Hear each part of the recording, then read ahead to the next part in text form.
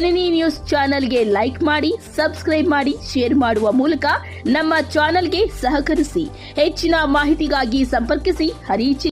Hello doctor Baba Saheb Ambedkar ಅವರಿಗೆ, hello doctor Baba Saheb Ambedkar ಅವರಿಗೆ, ಅಂಬೇಡ್ಕರ್ ವಿವೇಕ ಕರ್ನಾಟಕ ಸಂಘಟನೆ ಹೋರಾಟಕ್ಕೆ, ಅಂಬೇಡ್ಕರ್ ವಿವೇಕ ಕರ್ನಾಟಕ ಸಂಘಟನೆ ಹೋರಾಟಕ್ಕೆ ಜೈ ಭೀಮ್.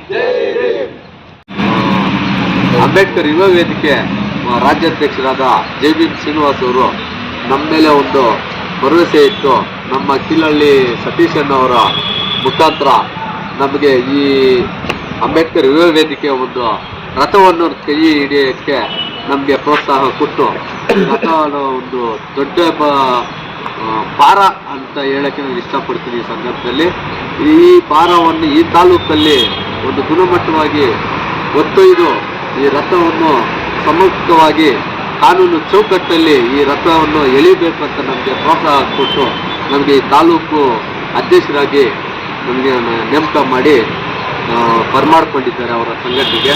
ಅದರಿಂದ ಈ ನನಗೆ ಅವ್ರಿಗೆ ಅನಂತ ಧನ್ಯವಾದಗಳು ಹೇಳ್ತಾ ಎರಡು ಮಾತು.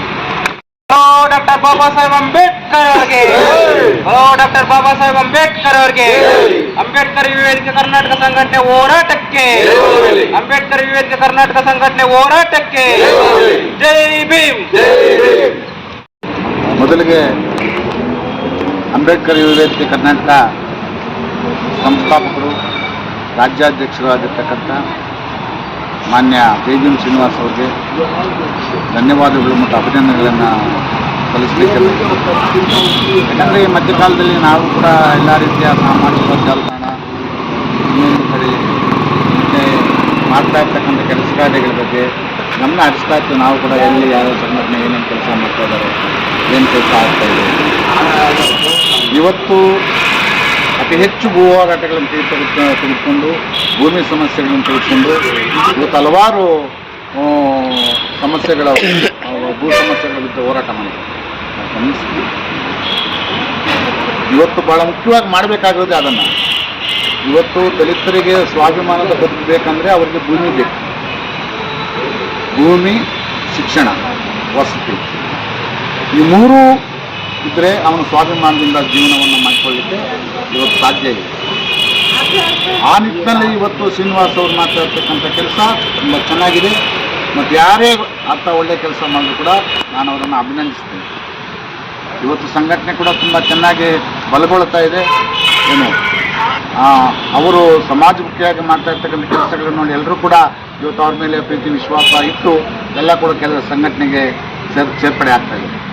ಇವತ್ತು ನನ್ನನ್ನು ಕೂಡ ನೀವು ರಾಜ್ಯ ಸಮಿತಿಯಲ್ಲಿ ಕೆಲಸ ಮಾಡಬೇಕು ಅಂತ ಅವ್ರು ಏನು ನನ್ನ ಮೇಲೆ ವಿಶ್ವಾಸ ಇರ್ತದೆ, ನಾನು ಚುನಾವಣೆ ಆಗಿರ್ತೀನಿ. ಮುಂದಿನ ದಿನಗಳಲ್ಲಿ ಅಕಸ್ಮಾತ್ ನಾನೇನಾದರೂ ಸಂಘಟನೆಯಲ್ಲಿ ಕೆಲಸ ಮಾಡುವ ಇದ್ದಿದ್ದರೆ ನಾನು ಶ್ರೀನಿವಾಸ್ ಅವ್ರ ಜೊತೆಗೆ ಕೆಲಸ ಮಾಡಲಿಕ್ಕೆ ನಾನು ತಯಾರಿರ್ತೀನಿ ಅಂತ ಕೂಡ ಅವ್ರಿಗೆ ಈ ಸಂದರ್ಭದಲ್ಲಿ ನಾನು ಹೇಳ್ತಾ, ಏನು ಶ್ರೀನಿವಾಸ್ ಅವ್ರು ಹೇಳಿದಂಗೆ ತಾಲೂಕು ಸಮಿತಿ ಏನು ರಚನೆ ಆಗಿದೆ, ನಾವು 5 ಜನ 10 ಜನ ಇದ್ದೀವಿ ಅಂತಕ್ಕಂಥ ಸಮಸ್ಯೆ ಅಲ್ಲ. ನಿಮಗೆ ಮಾಡ್ತಕ್ಕಂಥ ಧೈರ್ಯ ಬೇಕು, ಏನು ಮುನ್ನುಗ್ತಕ್ಕಂಥ ಒಂದು ತಾಕತ್ತು ಬೇಕು, ಅದ್ರ ಜೊತೆಗೆ ಜ್ಞಾನ ಬೇಕು. ಆ ಜ್ಞಾನ, ಆ ತಾಕತ್ತು ಇದ್ದರೆ ನೀವು ಯಾವುದೇ ಇದನ್ನು ಕೂಡ ನೀವು ಸಾಧನೆ ಮಾಡ್ಬೋದು. ಅಂಬೇಡ್ಕರ್ ಅವರು ಹೇಳಿದ್ದಾರೆ, ಬಲಿ ಕೊಡೋದು ಕುರಿ ಕೋಳಿಗಳನ್ನು ಬಿಟ್ಟರೆ ಹುಲಿ ಸಿಂಹಗಳನ್ನಲ್ಲ ಅಂತ. ನೀವು ಹುಲಿ ಸಿಂಹಗಳ ಥರ ಇದ್ದರೆ ನಿಮ್ಮನ್ನು ಯಾರು ಕೂಡ ಏನು ಮಾಡಲಿಕ್ಕೆ ಸಾಧ್ಯ ಇಲ್ಲ.